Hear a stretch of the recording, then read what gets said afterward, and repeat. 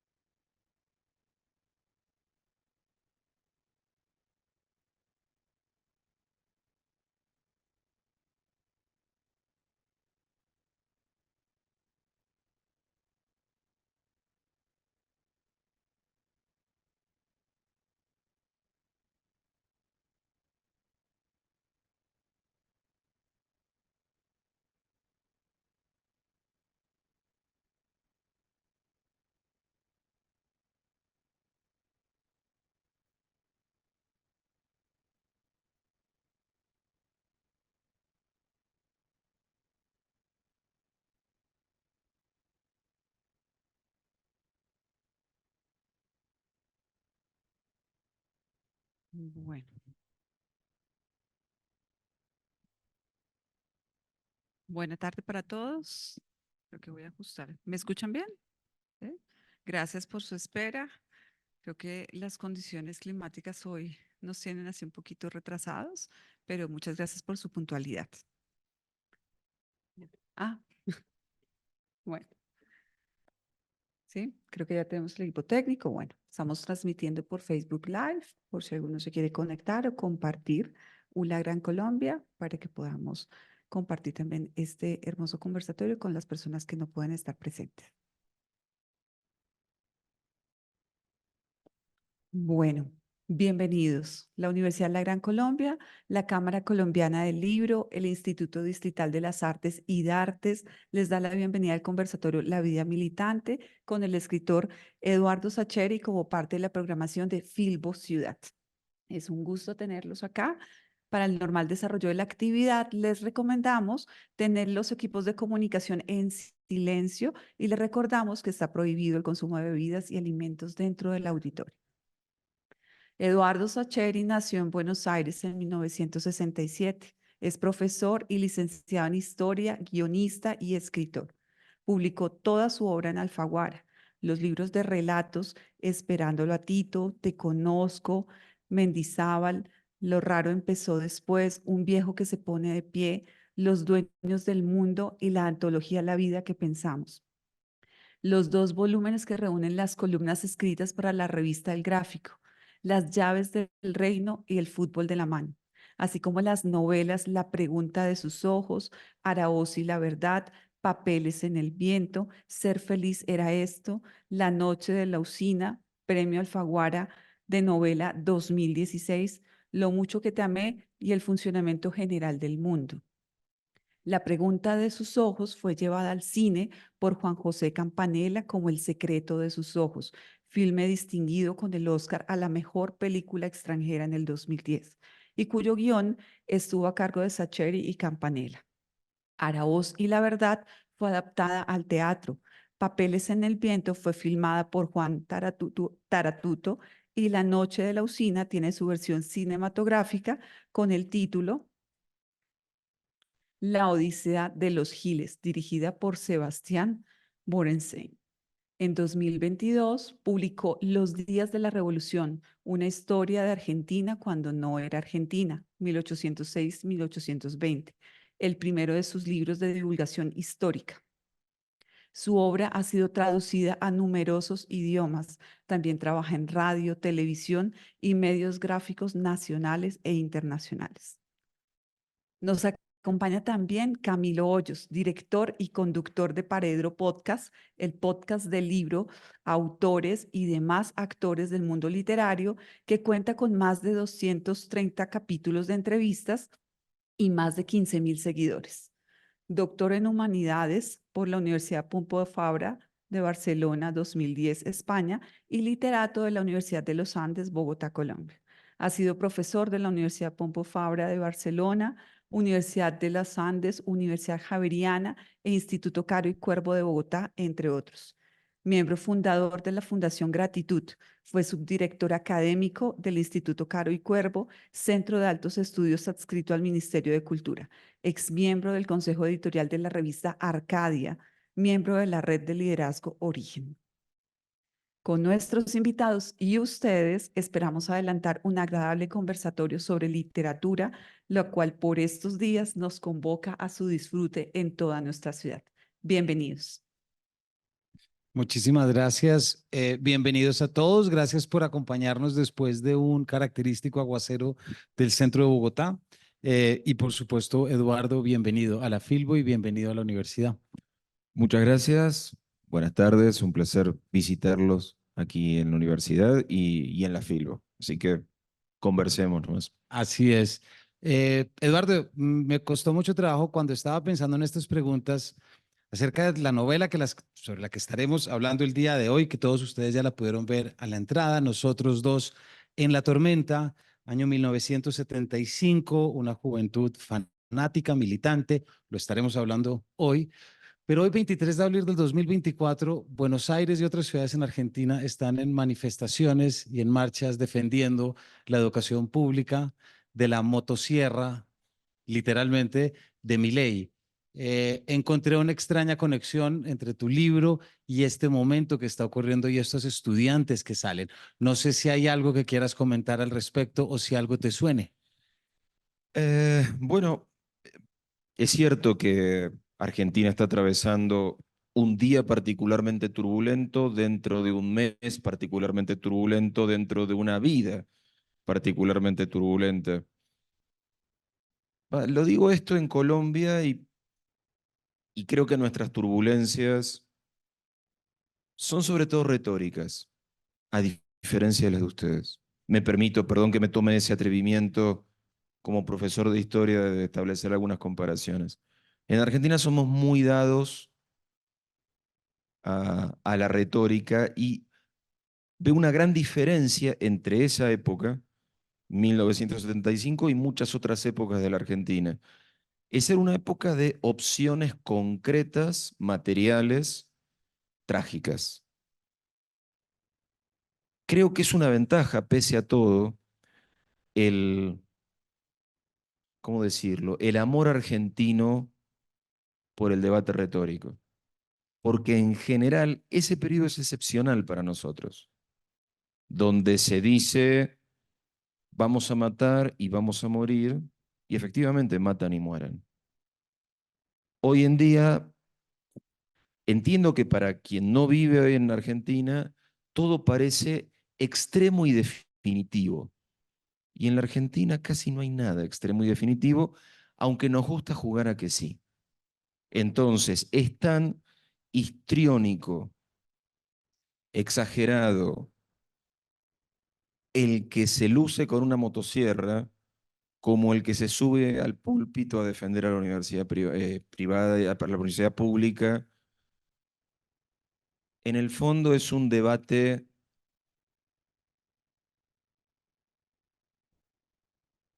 eh, bastante, ¿cómo decirte?, poco definitorio en la realidad a la larga. ¿O será que estoy en una etapa muy escéptica de mi vida? ¿Quién te dice? ¿O será que también vamos a hablar sobre una novela en que, como tú bien dices, la retórica, las reuniones, el intercambio y los diálogos son fundamentales para caracterizar a este grupo de jóvenes también? Es cierto que le dan a la palabra un lugar central, pero asocian la palabra a la acción. La palabra habilita sus acciones. Es el resguardo moral para lo que hacen. O sea, hacen lo que hacen convencidos de ser los dueños de la verdad. Entonces, la verdad les habilita una moral alternativa. Eh, y es extremadamente tranquilizador para quien está decidido a involucrarse. En la novela, en realidad, hay dos grandes protagonistas. Uno que es absolutamente convencido de lo que están haciendo, de lo que están diciendo y de lo que están haciendo, y otro que no está tan seguro. Y me gustó jugar con esa dualidad, y porque el que no está tan seguro la está pasando horriblemente mal. ¿Qué es lo que nos pasa a cualquiera de nosotros? Salgamos de la militancia momentáneamente. Cuando uno vive en un sistema de creencias y confía en ese sistema de creencias, la vida es mucho más llevadera.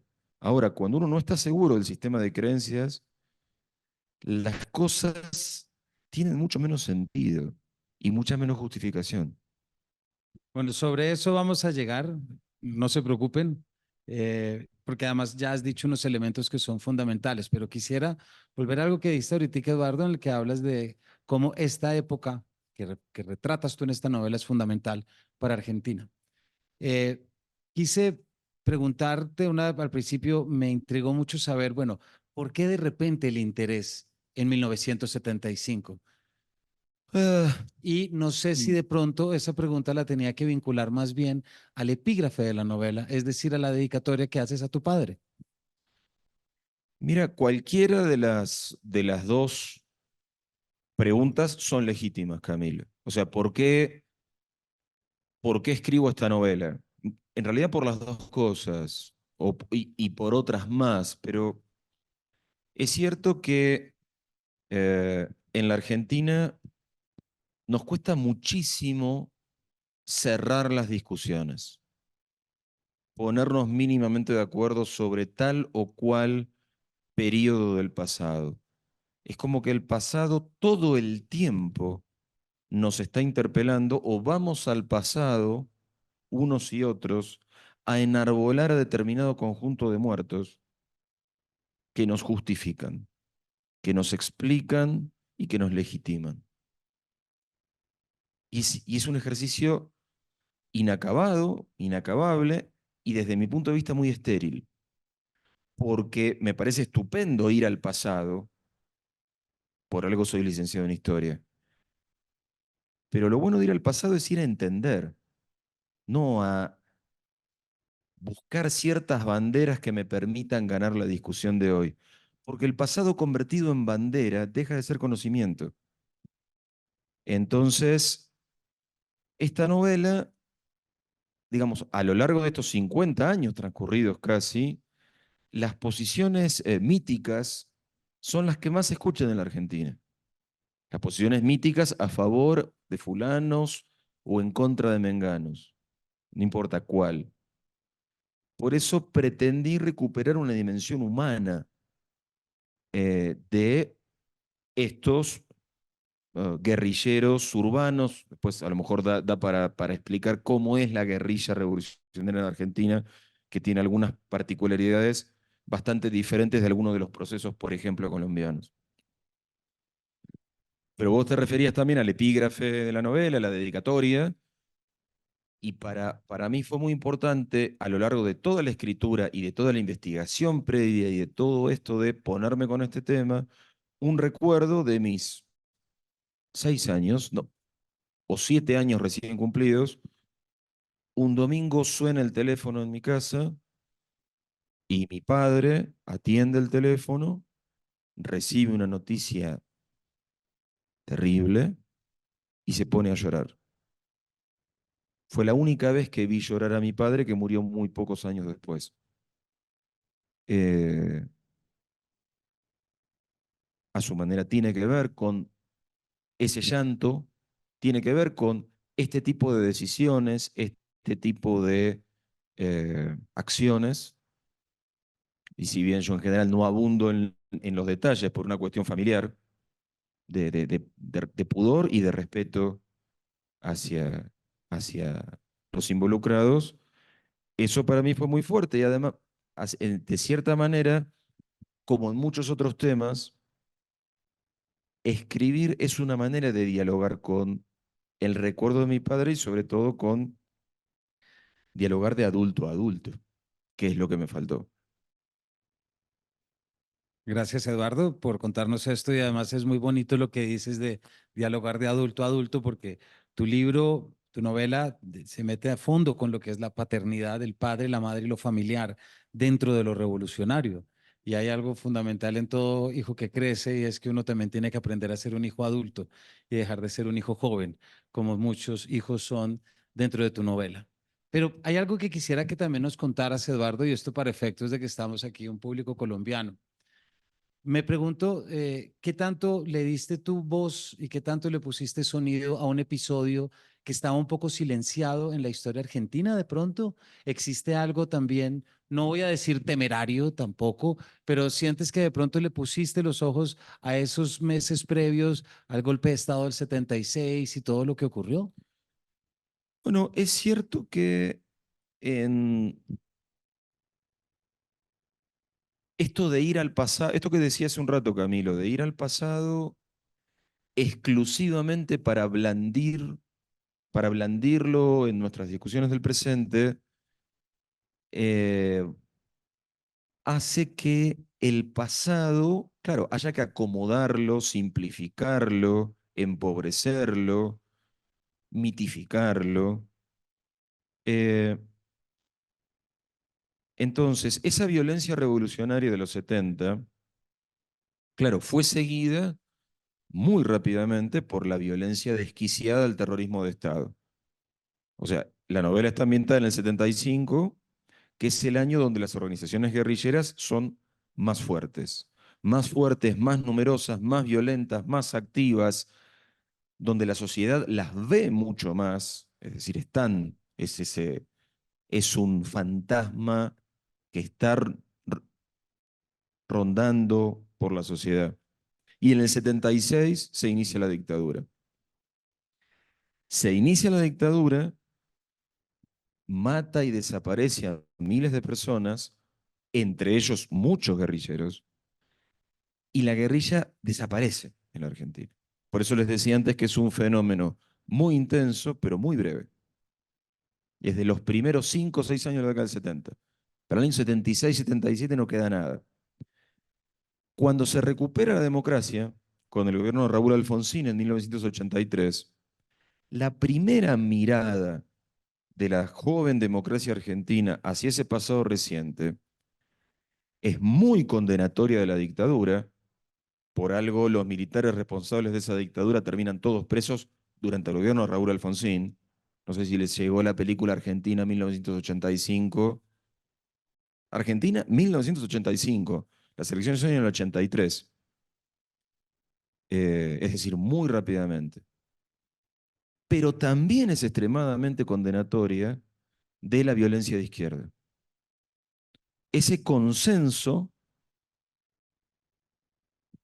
en los 90 evoluciona durante la presidencia de Menem, que es el peronismo de derechas, pero un peronismo neoliberal, evoluciona hacia un indulto general, pero que a su manera conserva.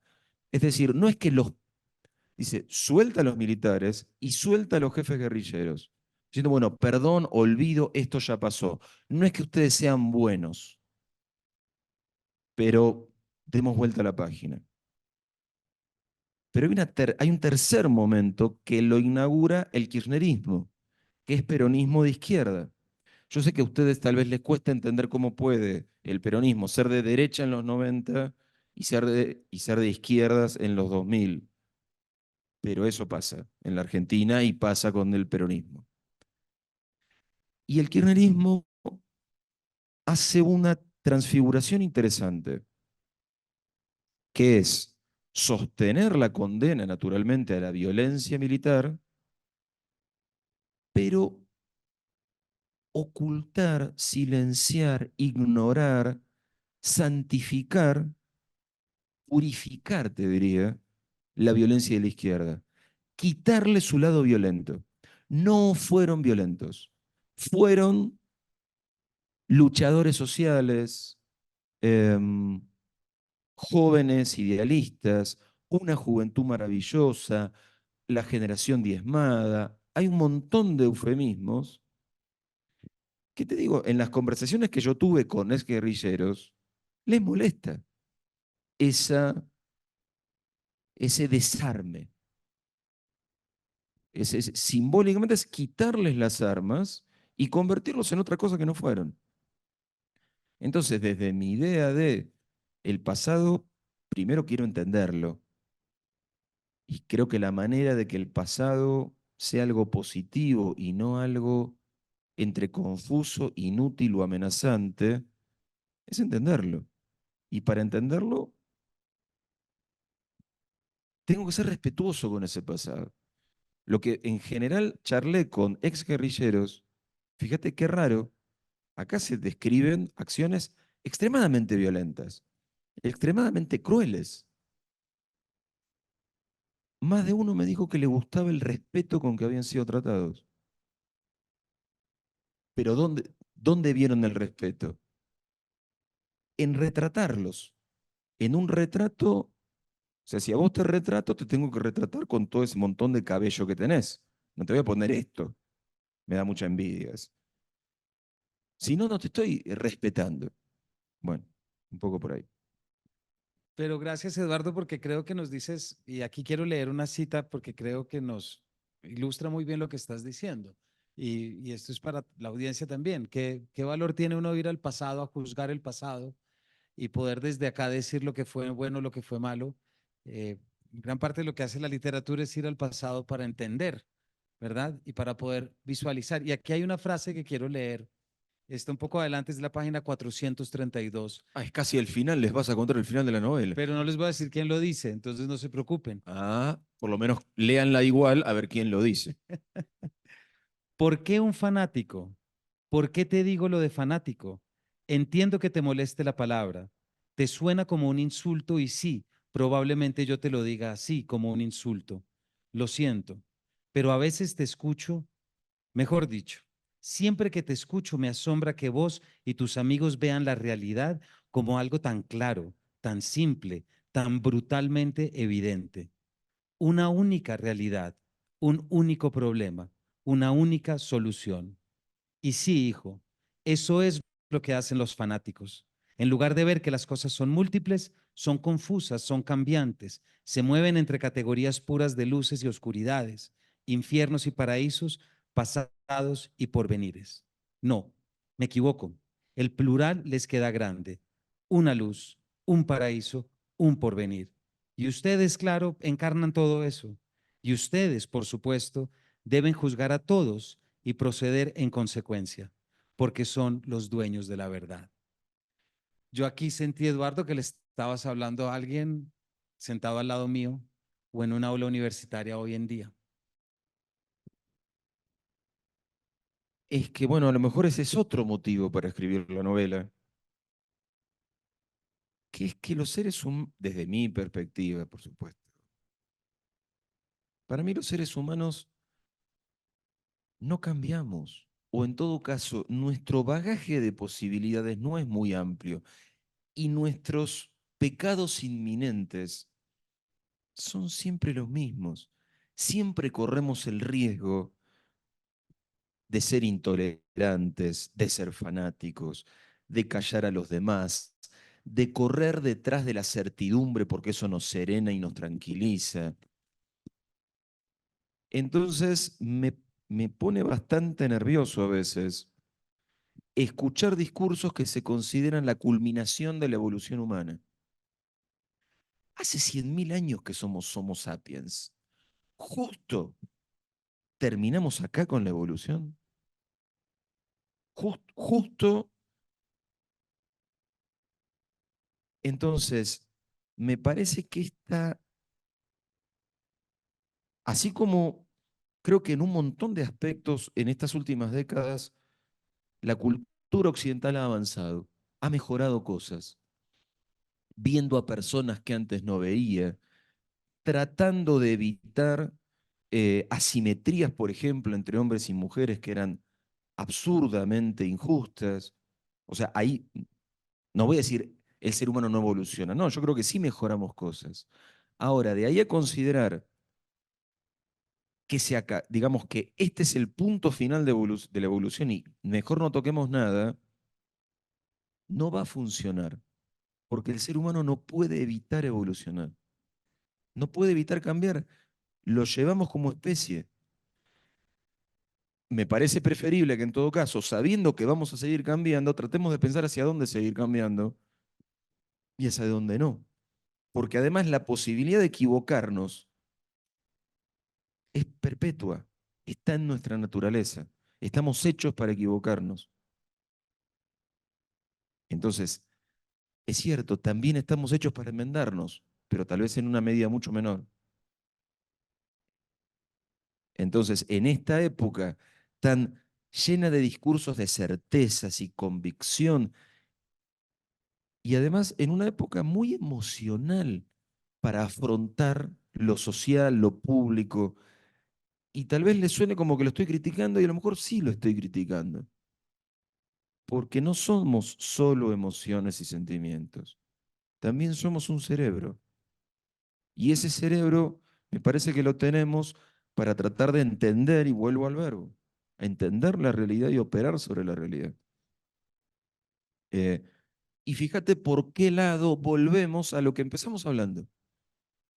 ¿Cómo son estos días en la Argentina? Completamente sentimentales.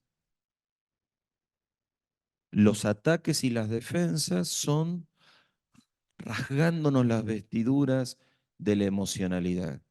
cuando sería más interesante poder decirle al de la motosierra, tu planteo es ridículo, y a algunos defensores de la universidad pública decirle, mira que tu planteo, así como me lo estás diciendo, tampoco cierra. Entonces, bájense del púlpito y conversemos racionalmente. Bueno, no sé, perdón, me fui para ese lado. No, es que siento que estás hablando también de Colombia, tal como lo pones, y creo que hay muchos elementos que son afines y por eso esta novela es una novela que habla de ayer, habla de hoy, y en eso quiero también dejarlo claro. Hay algo en esto, Eduardo, cuando tú haces este viaje literario y empiezas a encontrarte con estos perfiles, por supuesto, entrevistándolos ahora, tiempo después de que lo fueron, me intrigó mucho ese perfil del fanático que tú trazas. Es decir, ¿cómo es esa educación emocional, esa educación sentimental del fanático? ¿Es alguien que no puede sentir miedo? ¿Es alguien que al final se pregunta si esos otros revolucionarios lloraron o no lloraron? Y claro, se me abrieron una cantidad de preguntas, pero la primera que te quisiera hacer es, ¿qué tan cercanos o lejanos los sentiste tú? Como Eduardo, no como el narrador, no como el autor, sino tú como humano que de repente te pones en la labor desde tu experticia a explicar un momento histórico. Vos decís con los viejos guerrilleros con los que conversé. Y luego con los personajes que terminaste creando ya. Eh, Mira, con los viejos guerrilleros con los que conversé me encontré de todo, en el sentido de personas diferentes. Tenés personas que están muy lejos de esos que fueron 50 años atrás, que son los que me resultaron más interesantes, por el drama personal que implica cambiar. Porque cuando uno cambia, se aleja de la persona que fue. Y esa persona hizo cosas que este que somos ahora tal vez no aprueba, pero somos otro y somos el mismo. Y digamos, somos otro, pero la conciencia es la misma. Y eso es muy interesante. En el fondo me resultaron más interesantes que los que para precaverse de eso te siguen diciendo que si fuera por ellos volverían a hacer la revolución y a poner la misma bomba, a realizar el mismo secuestro y a matar al mismo dirigente. Si tengo que elegir. Ambos son interesantes. Lo estoy calificando racionalmente, no emocionalmente. Eh, Ahora, en mis personajes, lo que yo no quería con la novela era romantizar a nadie, volver a nadie un héroe, sobre todo porque me pasa me pasa como lector que no me gusta cuando quien escribe me está queriendo convencer de quién es bueno, quién es malo, con quién debo empatizar y con quién no. Me fastidia mucho. Me fastidia que me den lecciones en la vida pública o en Twitter. ¿Cómo no me va a fastidiar en un libro? Que me importa mucho más que Twitter. Entonces, la novela está pensada y por eso el punto de vista cambia todo el tiempo. La novela está escrita en capítulos muy cortitos, que es algo que yo suelo hacer, pero el punto de vista cambia todo el tiempo. Tiene como 10 puntos de vista diferentes. Porque quiero darte la oportunidad como lector que vos elijas los que más se lleven con quién sos vos. Eh, entonces, vos tenés una mirada positiva sobre esa militancia revolucionaria, empatizás con esos jóvenes, con esas luchas, con esas acciones. Hay una manera de leer la novela. Hay capítulos donde vos te vas a sentir en el hombro de esos personajes y sus enemigos son esos, son el enemigo. Y hay un montón de capítulos que están desde las víctimas. Desde la hija de un profesor amenazado en la universidad, desde el padre de un jovencito secuestrado, este, desde un militar al que intentan matar en su casa a través de un operativo muy profesional. Y yo no soy quien para decirle al lector, parate acá o parate allá. Me pasó cuando, por ejemplo, vine a Colombia el año pasado, en julio, presentándola, que en las propias entrevistas de los periodistas vos te das cuenta que había diferentes aproximaciones. Y está bien por mí. Yo no las comparto todas, yo tengo mis preferencias, pero lo importante es que no te las impongas, me parece. También ahí hay algo muy interesante, Eduardo, que nos compartes, y es que ninguna novela se puede escribir desde la militancia. Y una novela de tesis es algo que no, pues que a un lector literario difícilmente le va a seducir porque uno quiere entrar y saber cuál es ese, es decir, cuáles son esas aguas que se mezclan, cuáles son esas corrientes que se chocan. Y si uno desde el principio sabe quién es el bueno y quién es el malo, pues no hace falta leer. Es que justamente me parece que la literatura es uno de los lugares donde más libres somos, donde más libres tenemos que ser. Creo que tenemos que hacerlo en cualquier ámbito, pero más en el ámbito del arte. Déjame pensar, déjame sentir, no me obligues. Eh, por eso me molesta tanto cuando leo una ficción. Voy a leer tu ensayo sobre tal tema. Bueno, sí, claro, ahí vos me vas a dar tu opinión, tus fundamentos. Eso es otra cosa. Ahora, estamos inventando un mundo, estamos inventando a unas personas. Déjame recorrerlo, porque casi todas las acciones de mi vida no tienen este nivel de libertad. Vos fíjate que la literatura es todavía más libre que otras artes, mucho más libre que el cine, porque la cara se la ponés vos. La gente tiene la cara que vos decidís, las voces que vos te decidís. Circula por lugares que están construidos en tu mente.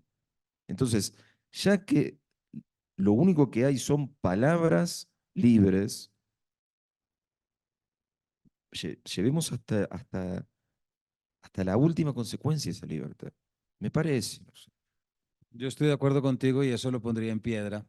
Y creo que eso es lo que tenemos siempre que recordar. En momentos de polarizaciones, de fanatismos y de militancias, precisamente esa virtud que tiene la literatura, de no poder responder a nada. Hay una frase que yo he dicho 1 millón de veces y creo que voy a decir más, que es la frase que dice Percy Bysshe Shelley en La defensa de la poesía, cuando él dice, la poesía es una espada de luz que quema la vaina que intenta contenerla. Es muy bonita porque la literatura quema, cualquier novela quema la idea que quiere proponer porque ya se convierte y va en contra suya. Eduardo, gracias por esto que nos dices de la literatura, yo te lo agradezco mucho. Hay algo que también, y no sé si esto es más pregunta o comentario, pero algo de tu novela que me puso, y yo no sé si a ustedes también les pasa o les ha pasado, o a ti te ha pasado alguna vez en Argentina, y es que uno a veces se pregunta, ¿qué tan político debería ser yo frente a las injusticias que veo en mi gobierno, en mi país, etcétera? ¿Hasta dónde debería llegar? ¿Qué es preocuparse por los demás? ¿Qué es preocuparse por el cambio? Aquí acabamos de pasar una gran marcha que ocurrió el domingo. Sí. La primera pregunta es, ¿sales a marchar o no sales a marchar? Ujú. ¿No? Y luego, ¿estás atento a las injusticias que estás viendo y qué estás dispuesto a hacer? Y eso también tiene mucho que ver con lo que tú ya decías de izquierda y de derecha, me parece a mí. Pero también esas preguntas vienen un poquito socavadas, me parece, como por cierto moralismo, con cierto orgullo de yo sí soy sensible y tú no. Bueno, es que creo que vivimos en épocas de monopolio de la bondad. Todos se sienten, cuando digo todos me refiero a distintas facciones políticas. Hablo de Argentina, ahora no me atrevería a hablar de Colombia. Tal vez a ustedes les pase lo mismo o no, no lo sé. Pero uno escucha y los buenos somos, los únicos buenos somos nosotros. No es nosotros somos buenos. Porque nosotros somos buenos, lógico que te creas. Ahora, si los únicos buenos somos nosotros, planteamos la convivencia política, social, cultural, desde la exclusión. Y plantear una convivencia desde la exclusión es no plantearla. Porque si los valores los tengo yo y vos no los tenés, se acabó la discusión. ¿Qué podemos, qué puedo conversar con un malo, con un inmoral? Claro, yo en general en la política argentina hablo poco, precisamente porque no tengo nada. Lo que tengo para decir es esto, y no hay demasiada gente interesada en escucharlo. Eh, Creo en todo caso que el lugar más legítimo donde encarnar mi manera de pensar es en mi trabajo. Creo que los seres humanos nos realizamos en nuestro trabajo. No solo en estos trabajos tan eh, agradables o que tienen tan buena prensa como en cualquier trabajo. Eh, entonces, bueno, mi manera de ver el mundo está en mis libros o en mi manera de dar clases de historia en una escuela secundaria. No sé si aquí se llama secundaria también. Bueno, para adolescentes doy historia en una escuela para adolescentes.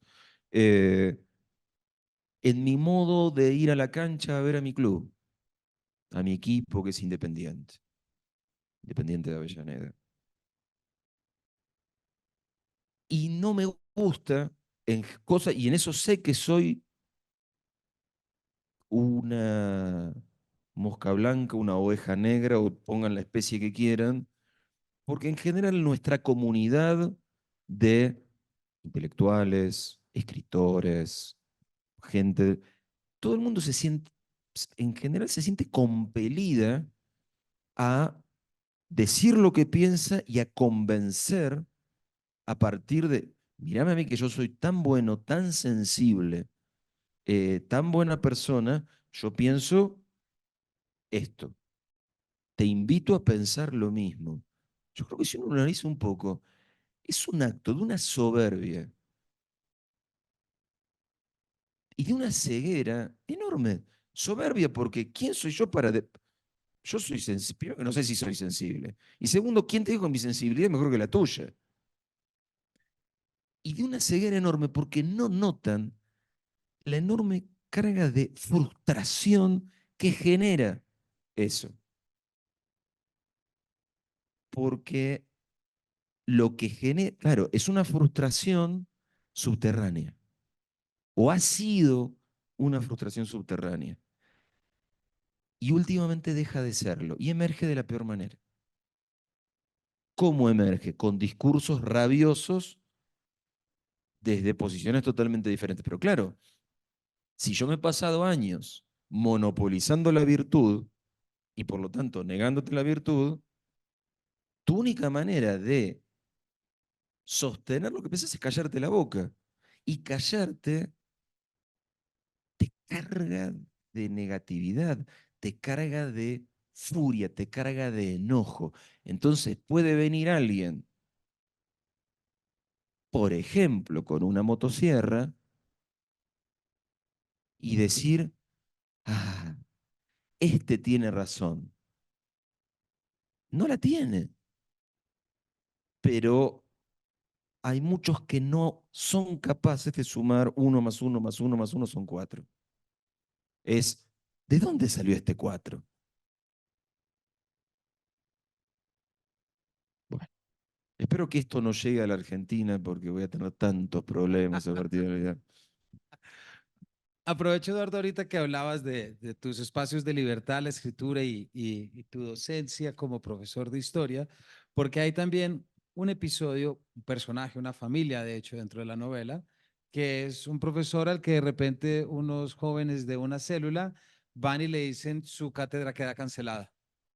Y dice, pero esto no tiene un tratamiento administrativo, esto no, no, no, no. Es que el pueblo ha decidido, el pueblo, palabrita que aquí también ha aparecido mucho, ¿no? Entonces le preguntan, ¿por quién es el pueblo? Dice, no, pues el pueblo son sus alumnos, el pueblo es todo. Entonces, bueno, lo del pueblo es que aquí ha salido mucho en los titulares, pero quiero preguntarte por cómo ves o cómo sientes o la forma como tú retratas esa castración, si se quiere, de ese otro espacio de libertad que es este donde estamos, un aula universitaria.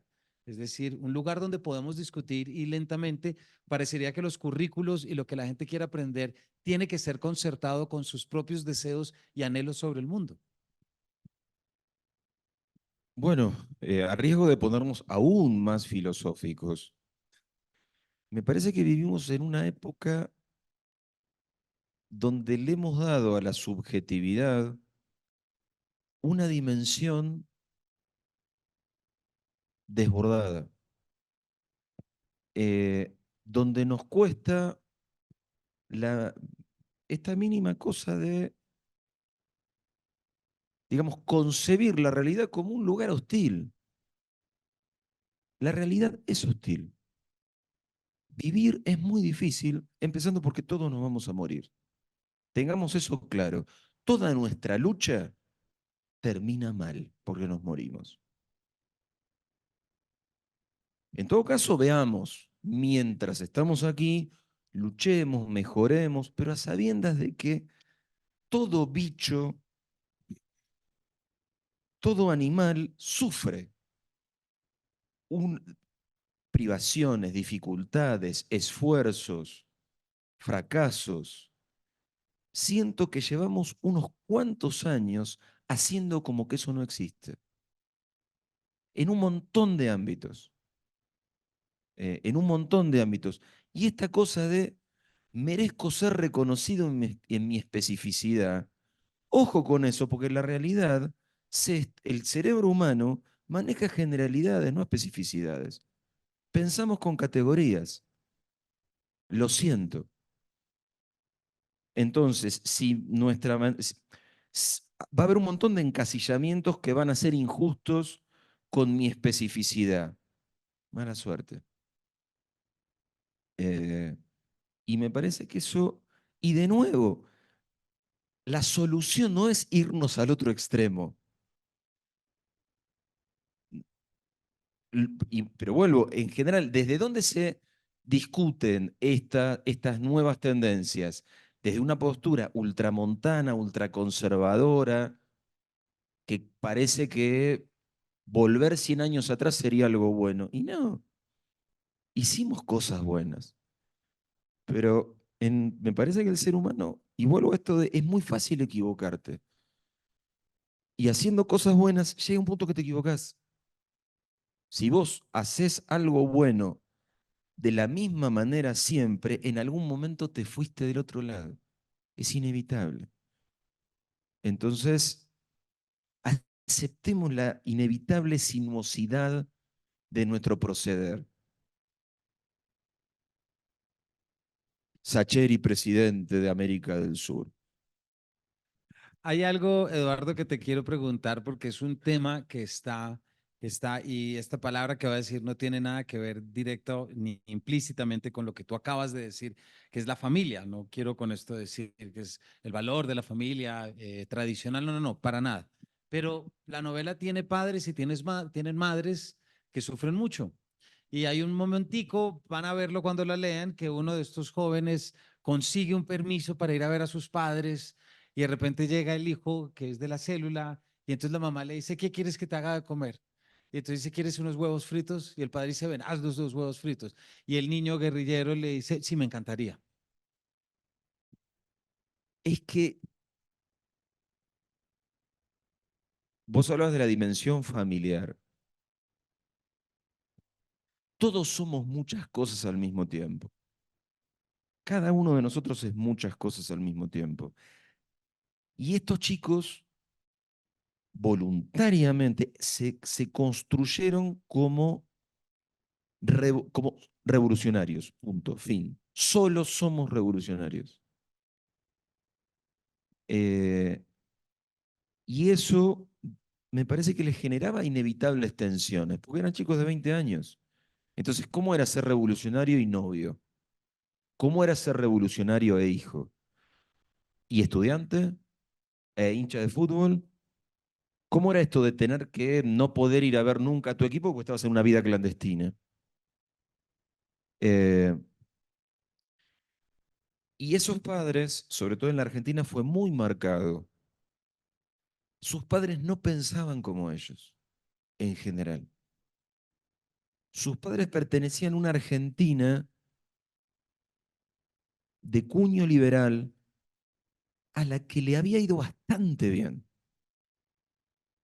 Y muchos eran hijos o nietos de inmigrantes europeos que habían llegado sin nada de riqueza, sin nada de educación y que habían progresado en la Argentina.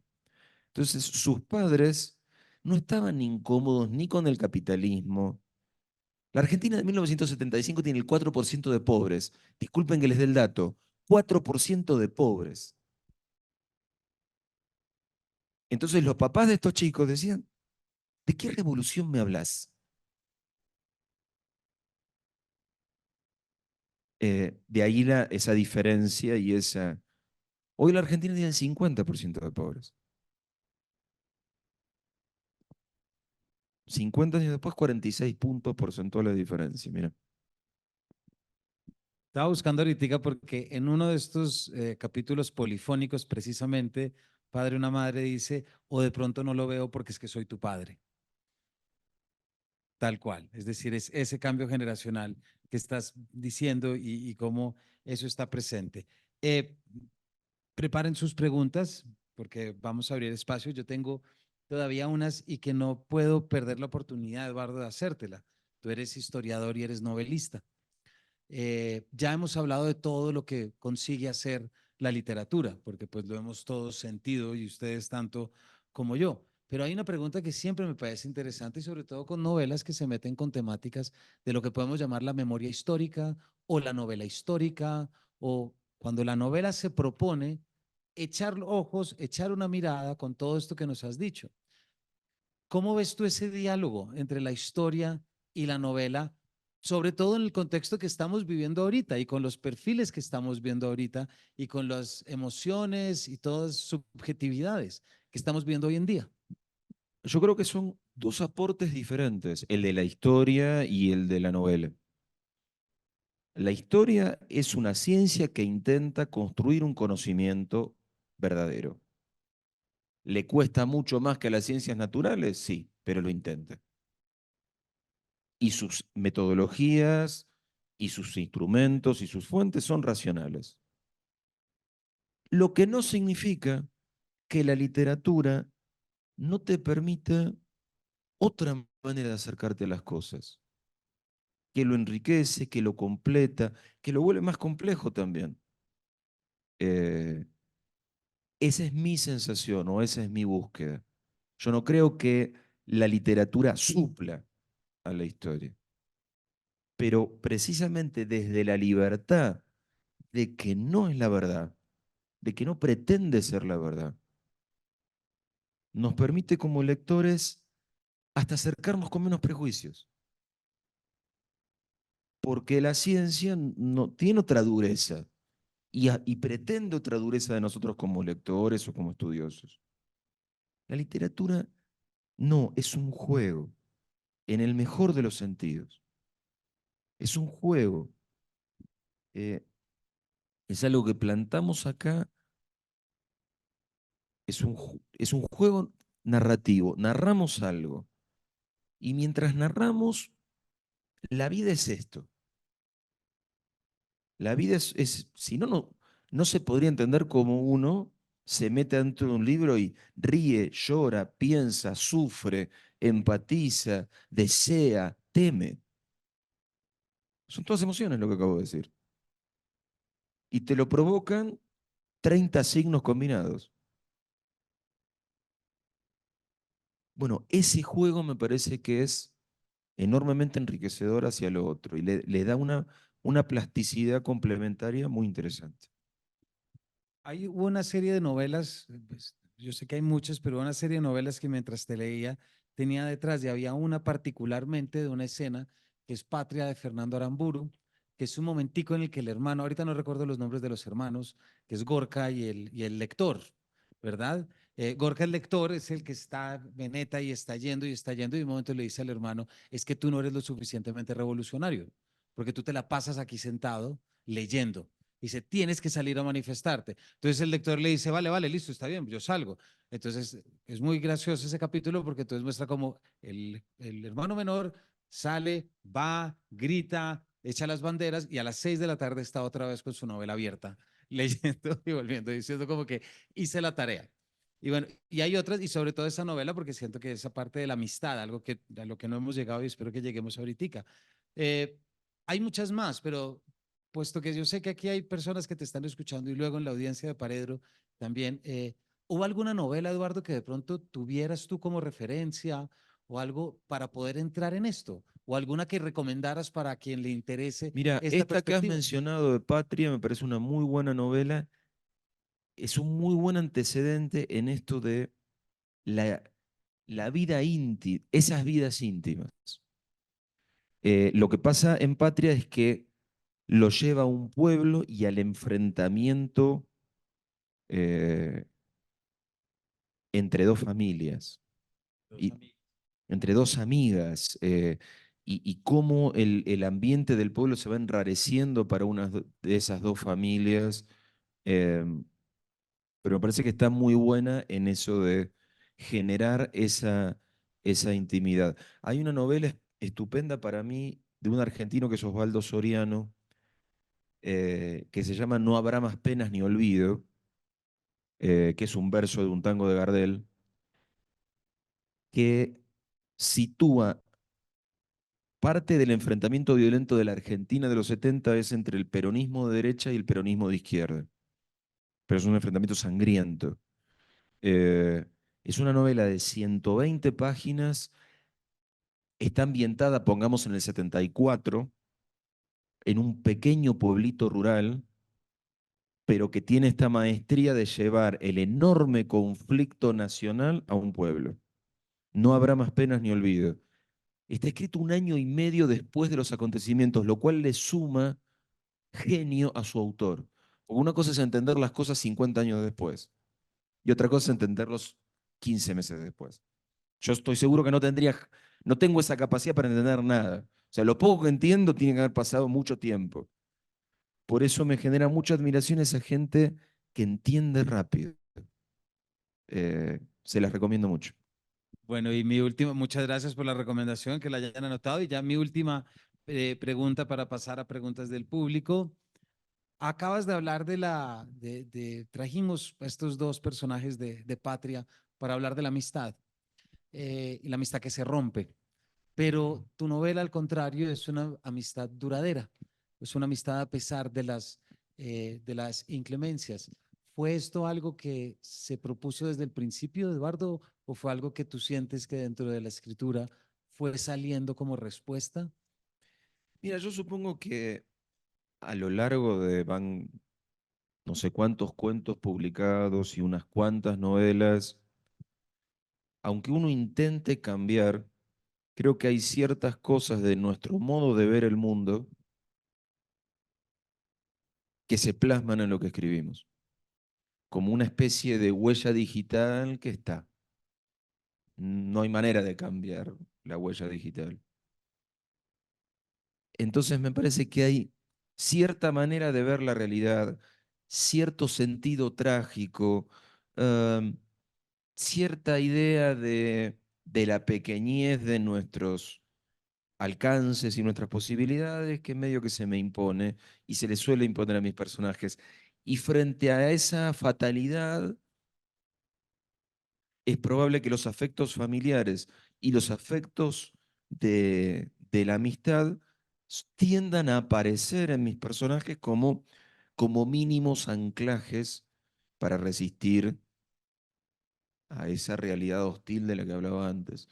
Entonces, me salen novelas donde hay gente que quiere a otra gente, aunque sean al mismo tiempo unos energúmenos sanguinarios. Cada quien se pone, los puede ver como energúmenos sanguinarios o como amigos fieles o como energúmenos sanguinarios que son, entre otras cosas, amigos fieles. Muchísimas gracias, Eduardo. Yo llego hasta acá. Abrimos preguntas del público, si alguien tiene.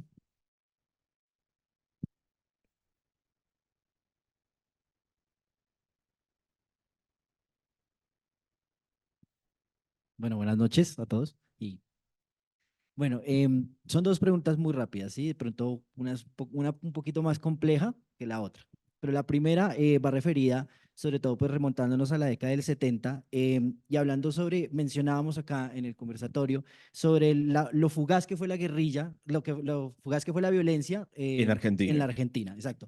A comparación de Colombia, sabemos que nosotros tenemos un proceso un poco más distorsionado respecto a eso, se ha prolongado más en el tiempo la violencia, pues desde el 45 y todo esto. Pero se me hizo mucho eco pensar en esto cuando lo mencionaste, hablemos del 75 en particular, cuando los montoneros y el ERP pues están en esta guerra, antes de la intervención de la Junta Militar en el 76, tenía la pregunta de, se sabe por algunas memorias que dejó Santucho, que la intención era desestabilizar en ese momento al Estado para generar una guerra civil y de pronto poder aprovechar esa situación.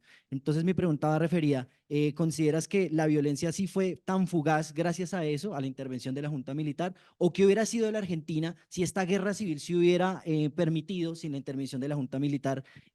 Hubiéramos tenido también probablemente en un proceso de la Argentina una guerra extendida, una violencia un poco más longeva. Mira, como profesor de historia me cuesta mucho el contrafáctico de pensar qué hubiera pasado si. Sí. Prefiero situarme. Es verdad que las organizaciones armadas buscan una revolución social, aunque a veces se ha dicho de ellas que buscaban la instauración de la democracia, que luchaban contra la dictadura. No, uno lee sus documentos y lo que buscaban era la revolución social. Ahora, para 1976, pero antes del golpe, te diría, su divorcio con la sociedad es enorme. No tienen apoyos sociales. Mientras 4 o 5 años antes se los ve, como hubo otro gobierno militar, mucho menos violento, hasta el 73, en el 70, en el 71, en el 72, sus acciones eran leídas por la sociedad en general como estos chicos son violentos, pero están buscando recuperar la democracia. Lo que queda claro del 73 al 76 es que no. Y ahí es notable el divorcio que hay entre la mayoría de la sociedad. Entonces, me atrevería a pensar, con lo riesgoso que es, que no había mucho lugar, porque eran grupos muy pequeños. Repito, chicos de clase media, universitarios, muchos de ellos, de grandes centros urbanos, con mínimas vinculaciones con los sectores pobres de la ciudad y nulos con los sectores pobres rurales. Sectores pobres rurales que además son enormemente diferentes a los de otros países, como puede haber sido, como es Colombia, o el tema FARC, etcétera, en Colombia, o Sendero Luminoso en Perú, o la propia Cuba de, de los años 50, y nada que ver. Por eso no le veo. No hubieran tenido como futuro, pues hubieran Me caído en parece declive que por una no. falta de apoyo Tómalo con social. pinzas porque es muy difícil hablar de lo que no pasó. Claro, entiendo. Gracias. Bueno, y la segunda pregunta, pues es más referida al tema actual y a la militancia, que es una pregunta que me surge. Yo veo mucho sobre Milei, porque si hay un personaje que tiene que tener memes en internet, es Milei, definitivamente. Sus videos es todo un personaje. Y bueno, yo miro mucho los comentarios, me gusta mucho mirar la reacción de la gente frente a estas actitudes que tiene Milei en cámara. em, y vi una que me generó mucha particularidad, que decía lo siguiente: no importa, habías hablado, en el conversatorio se habló también de que esa mentalidad de aquella década era de nosotros pensamos, morimos y moríamos, matamos y matábamos, ¿sí? Y pensaba en lo que había leído, una persona escribió en uno de los comentarios algo como, a mí no me importa morir, gracias pues, a las nuevas políticas que está adoptando Milei y todo esto, no me importa sufrir ahora y morir pues porque obviamente Milei fue abierto y lo dijo, la vamos a pasar mal, y él mencionaba, no me importa morir ahora sabiendo, si sé que mis hijos van a tener una mejor Argentina. Entonces me generó mucha curiosidad ese comentario, y yo me puse a pensar cuando estaban hablando ahorita, no es un tipo de militancia, quizás no tan extrema llevada a la violencia, pero sí llevada a aceptar que estás dispuesto a morir por una causa con por el beneficio que pueda generar más adelante. Entonces, ¿no es un tipo de militancia, digamos, en redes o algo así? Yo creo que hay numerosas militancias hoy en día. Es verdad que eh, a favor de diferentes posiciones, aunque tienen otras estrategias diferentes, a veces son callejeras, eh, a veces son virtuales en las redes. Eh, Creo que en esta etapa de América Latina las militancias violentas no están en auge, eso me parece que es claro. Hoy en día la violencia no se ve como una herramienta legítima de acción política en general. Y eso me parece, en lo personal, un avance. Me parece que es algo bueno.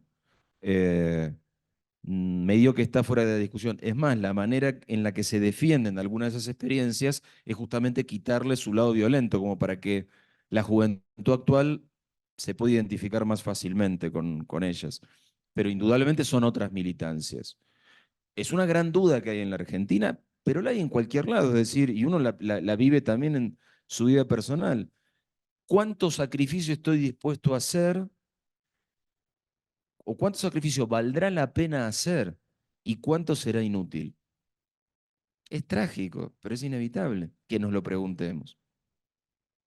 Ojalá esa persona que escribía eso dentro de unos años pueda decir, valió la pena.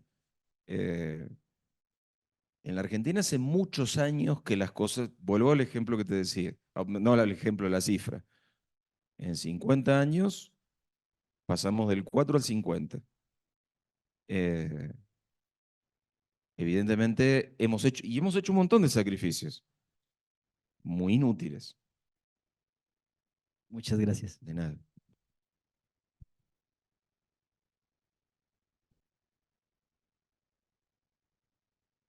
Buenas noches. Bueno, algo que mencionabas ahorita sobre los guerrilleros, decías que ellos querían ser retratados como lo que fueron y que no querían que se les borrara ese rastro de violencia que habían cometido. Me parecía muy paradójico porque en Colombia, por el contrario, pasa, o sea, pasa totalmente lo distinto, ¿no? Y es que muchos de estos guerrilleros no quieren ser contados a través de esa violencia que cargan. Entonces, justamente pienso pues que porque están siendo juzgados en este momento y en este proceso de histórico en Colombia, básicamente tratan con eufemismo cosas que cometieron, violencias que cometieron, incluso otras las niegan. Eh, esto, mm, te pregunto, ¿tendría que ver un poco el hecho de que estas guerrillas están todavía presentes, no como guerrillas, pero digamos, estamos todavía en ese proceso de transición, el hecho de que haya sido una guerrilla más larga? em, También si uno para acercarse a esa verdad histórica tendría que verla desde cierta distancia. De pronto la gente que entrevistaste dejó hace mucho tiempo de ser guerrillero y hoy los que están en ese proceso de transición no tienen nada de haber salido de la selva y del el proyecto que tenían, el proyecto político y el que pues que guardaban. Entonces, ¿será que habría que alejarse mucho más para poder contar de verdad la historia? O sea, queda más difícil contarlo viviéndolo actualmente. Bueno, creo que en tu propia pregunta está implícita tu respuesta, tu idea, y tiendo a coincidir en que una cosa es juzgar, pensar, escribir algo cerrado hace no menos de 45 años, por no decirte 50, que algo que todavía está tan presente. Eh, con un elemento adicional, la memoria no es la historia. Una cosa es la memoria y otra cosa es la historia. Lo siento, pero cuando digo lo siento es, en un montón de países se reivindica la memoria como si fuera la historia. No sé lo que pasa aquí en Colombia y no quiero ser imprudente, pero estoy pensando en algunos otros casos o en la propia Argentina. Ambas cosas son necesarias, pero la memoria no es la historia.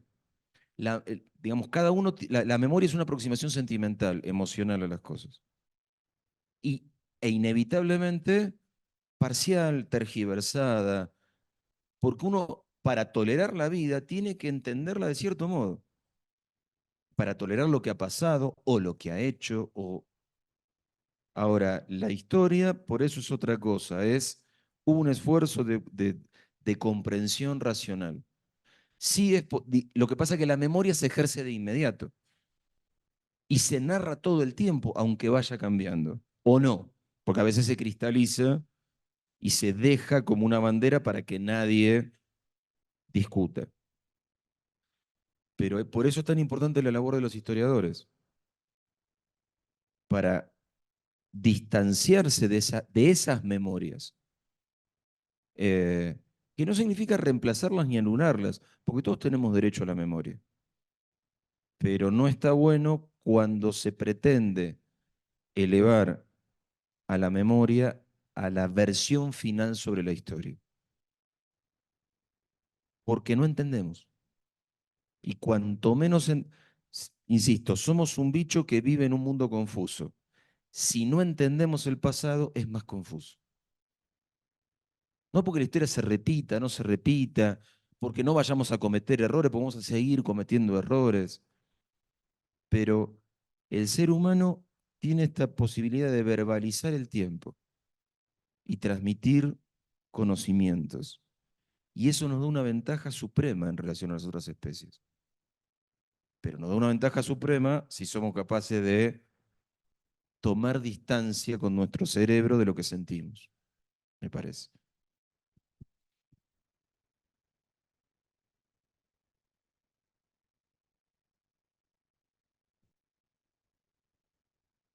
Buenas noches, mi nombre es Selvia Soler, vengo de una biblioteca pública de la Procuraduría General de la Nación, invitadas acá por la universidad. Muchas gracias. Primero que todo, agradecer esta bonita charla, muy motivadora, por supuesto. Nosotros estamos pasando por un proceso de verdad.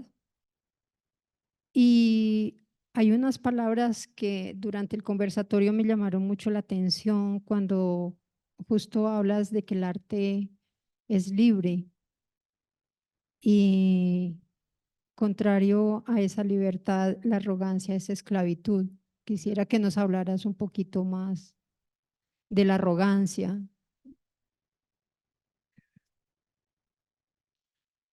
Mira, lo que trataba de, a lo que trataba de aludir es,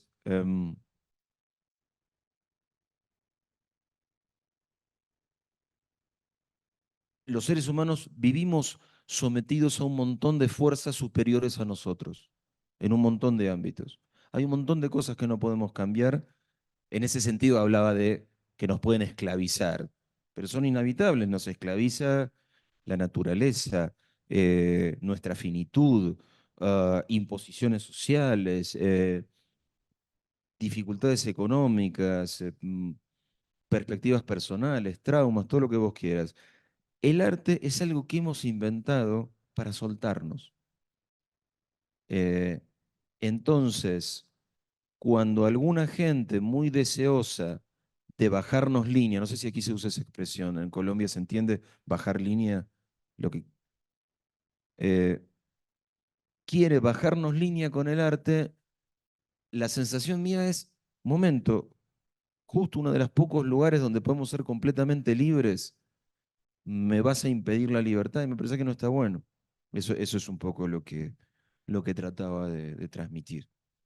Distinto es, decía, en un ensayo donde vos me das tu opinión concreta, sólida sobre tal tema, sí, ahí es diferente, pero no entraría en esto de la literatura de ficción que estamos hablando. Gracias, lindo espacio. Y me surge una inquietud, sobre todo con la novela de tipo histórica, porque, y más en nuestro país, tenemos mucha historia que contar. Y los jóvenes, de por sí tenemos fuego en nuestro corazón. Hablabas tú y decías, dejo a libertad para que las personas le pongan la voz, el sentimiento y tengan un criterio propio del personaje que quieres hacer en el libro.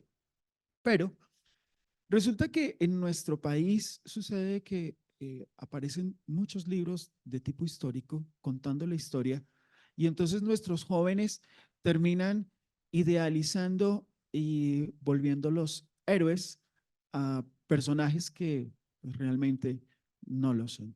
¿Qué hacer? ¿Cómo hacer para que nuestros jóvenes pues, sepan que esto no fue bueno, que esto no es para idealizarlo? Y una segunda pregunta, ¿fuiste independiente o eres independiente de Farid o de Palomo Usurriaga? Bueno, en cuanto a la primera pregunta,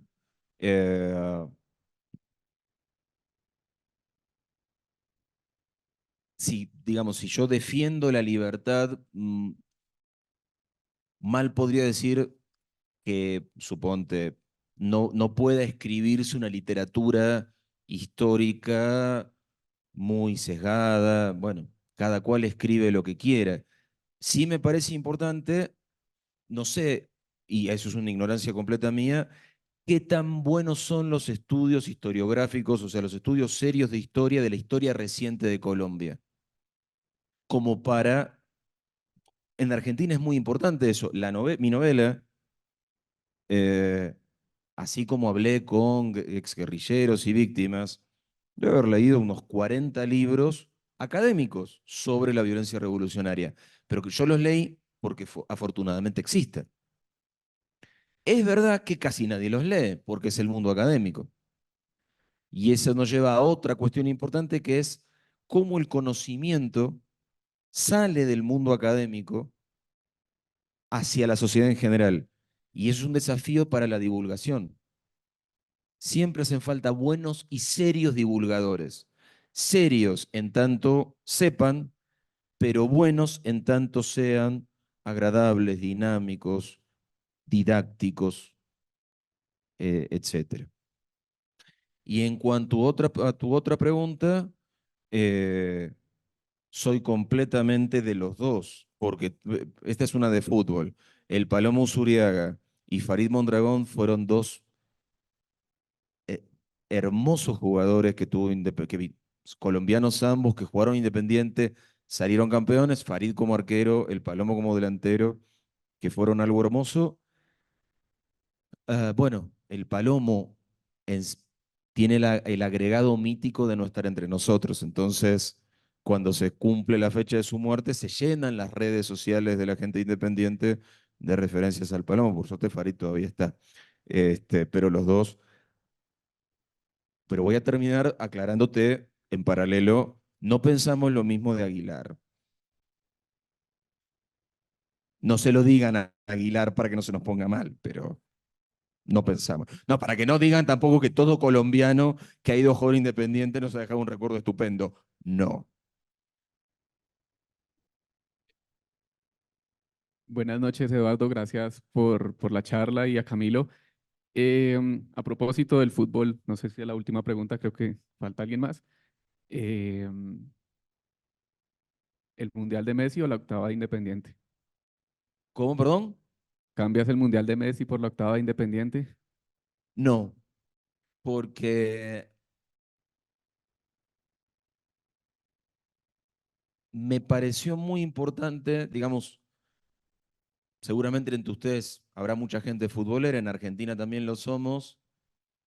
Eh, Nosotros tuvimos la fortuna de salir campeones del mundo y yo disfruté un campeonato del mundo con 10 años y otro con 18 años. Y mis hijos, mi hija tiene 23, mi hijo tiene 27, no lo habían hecho. Entonces, ese diciembre del 2022, verlos crecientemente ilusionados, crecientemente entusiasmados frente a la posibilidad de vivir eso, eh, yo la verdad que no lo cambio. Cuidado, yo no lo cambio. A lo mejor ellos dos lo cambiarían. Y a lo mejor mis hijos, que también son independientes, te dirían, no, papá, preferimos la octava Libertadores. Pero yo, yo les deseo más esto, porque aparte en un país tan dividido y tan enojado, fue algo hermoso. No tenemos nada en común los argentinos que nos hermane, salvo dos cosas. Una es la selección. Y salieron 5 millones de personas a la calle a cantar y saltar. Nadie vio a los jugadores de la selección porque no pudieron llegar en medio de una multitud de 5 millones de personas y todo el mundo fue feliz. Y eso me parece que no es menor. La otra cosa, fíjense, paradójicamente, es un territorio, que son las Islas Malvinas. Territorio que Argentina reclama, guerra en 1982, guerra perdida en 1982. Eso te diría que es la única otra cosa que, que nuclea a los argentinos y que nadie se atrevería a no considerar una causa nacional. Ustedes no sé si ubicaron durante el Mundial que los argentinos cantaban siempre un cantito, decía muchachos. Muchachos habla de fútbol, Messi, Maradona, Brasil, y menciona las Malvinas. Fíjense cómo el arte popular de un cantito, la única mención extrafutbolística de ese cantito es los pibes de Malvinas. Fíjate qué imbricado que está con ese pasado. ¿Nos queda alguna pregunta más? Sí.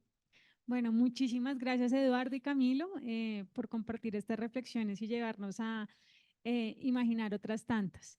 En Colombia, un país que ha sufrido un conflicto armado por años y décadas y generaciones, desde la academia hemos reflexionado en algunos espacios, he tenido la oportunidad de compartir sobre el imaginario social, este fenómeno en el de que nos sentimos en un privilegio, en una burbuja, y sobre todo nosotros que estamos acá en la ciudad, llenos de privilegios y no estamos en el campo o en la periferia del país, no sentimos que eso hubiera pasado.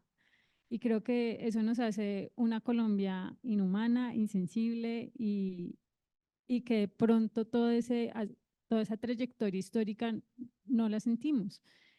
Y que somos más militantes, dada la proximidad o la afectación que tenga esas causas en nuestras vidas directas. Dada este fenómeno de todo este imaginario social frente a cómo yo reacciono y soy sensible como país y como miembro de una sociedad ante todos estos fenómenos de violencia, ¿cómo entra aquí o cómo es el rol de la novela? ¿Aporta, no aporta, sensibiliza? Quisiera que nos compartieras esa reflexión en torno a esto, por favor. Mira, hablamos en varios momentos de esta conversación de esta idea mía de, de la literatura como un ámbito de libertad. Y sobre todo la pienso para quien lee. Entonces me cuesta pensarle una función definida. Sin embargo, ojalá leer esta novela te deje pensando sobre esa gente, todos los que vivieron en esa Argentina hace 50 años. Eh, con que te deje pensando, para mí es suficiente y no hace falta ninguna otra cosa, pero ese sería como mi deseo con ese grado de vaguedad.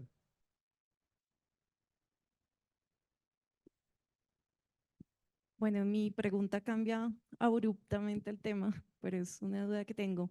Siempre he admirado como la capacidad que tiene un escritor de meterse en la piel de un personaje y como convencer, así como me lo está contando esa persona.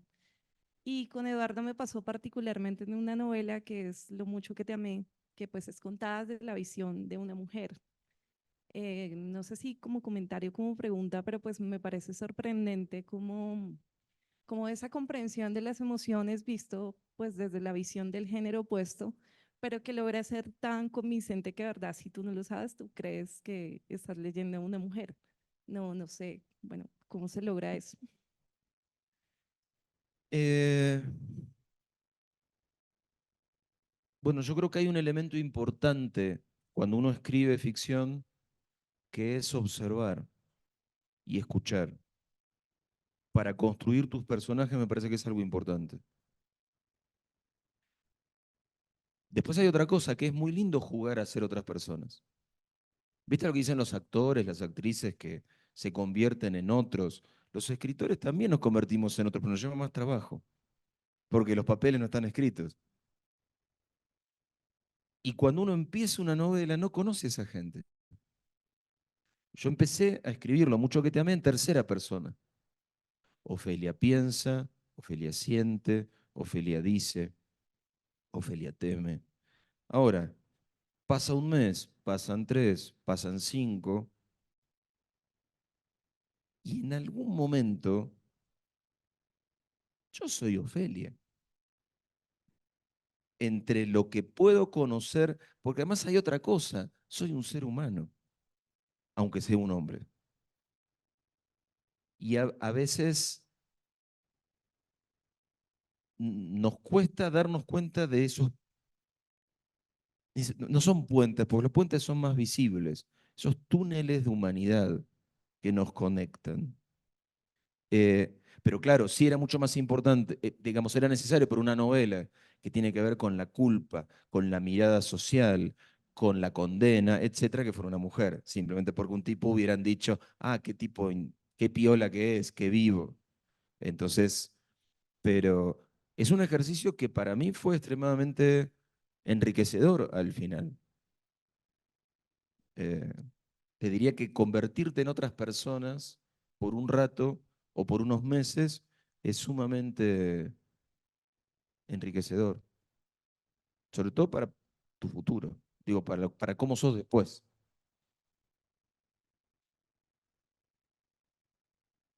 Bueno, muy buenas noches. Es un privilegio estar aquí compartiendo con Eduardo. Sigo mucho su obra y de verdad que para mí es un privilegio, repito. No me podía ir de aquí sin preguntarle sobre la pregunta de sus ojos y la película, ¿sí? Sí. ¿De dónde surge ese cambio de escenario en la que, desde mi humilde opinión, es una de las mejores escenas de la película y del cine latinoamericano, cuando aparece el paneo llegando a la cancha del Ducó, donde Isidoro Gómez está con la barra de Racing alentando a su equipo? ¿Cómo surge ese cambio de escenario en el debate del guión de la película? Y la segunda pregunta también tiene que ver con eso. ¿Por qué Isidoro Gómez es de Racing? ¿Tiene que ver algo con el tema independiente o de dónde nace eso? Bueno, hay muchas cosas cuando uno se pone a escribir un guión juntando un escritor literario con un director de cine, como hicimos con Campanella, donde la persona que es del mundo del cine te aporta necesidades o ventajas propias del audiovisual. Entonces, la escena de la detención en la novela era diferente, era mucho menos majestuosa. Además, a Campanella le gustaban mucho mis cuentos de fútbol. Yo esa novela, a propósito, no le había puesto nada de fútbol, como para no quedar tan situado siempre con el fútbol y siempre con el fútbol. Y bueno, y Campanella me dijo, por favor, metámosle fútbol. Pero Campanella me dijo también, cuando me contaba esa escena, cuando todavía no estaba escrito el guión, él me decía, vamos a hacerlo en un estadio, porque yo me imagino un partido nocturno, vengo con la cámara y yo me quería morir, porque yo te planteo la objeción literaria. La ventaja que tiene un libro y la desventaja es que uno marca el ritmo de la lectura. Una película, salvo que estés en tu casa, ahora que es el tiempo de las plataformas, y uno sí puede parar una película aquí cada 15 segundos, pero no la detiene, aún así, ni hablar en el cine.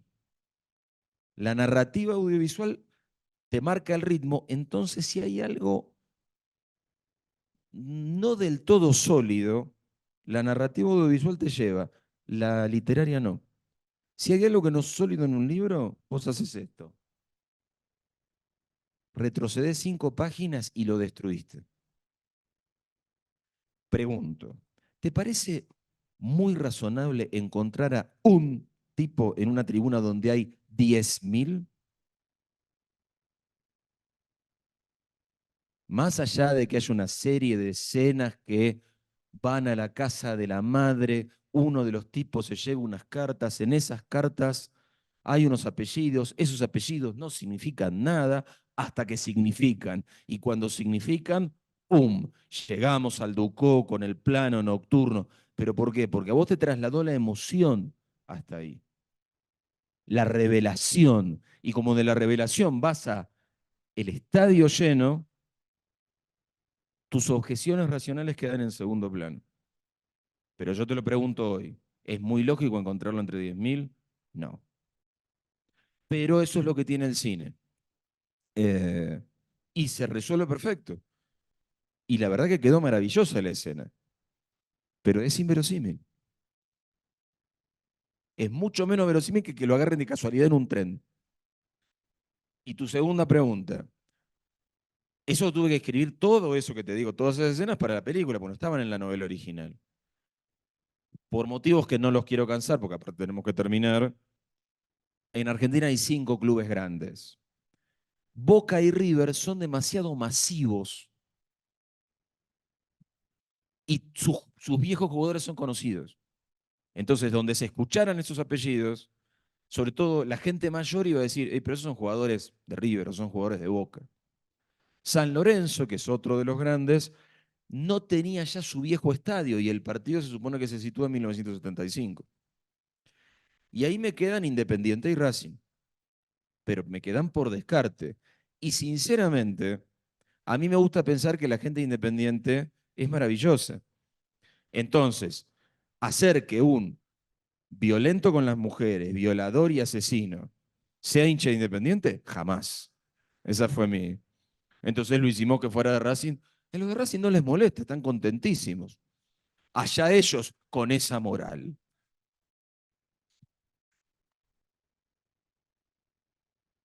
Cerramos así, Eduardo. Muchísimas gracias y muchas gracias para ustedes también. Gracias, muy Bueno, amable. Eduardo, Camilo, grandiosos. De verdad, gracias. Valoramos mucho su tiempo, su disposición, sus palabras. Igualmente, gracias al público que está presente hoy acá, quienes nos ven por redes sociales. Muchas gracias por su tiempo. Vamos a cortar hasta acá porque ya vienen unas sorpresas. Es que, por favor, quien está presente, quédese en su silla, que ya les vamos a contar.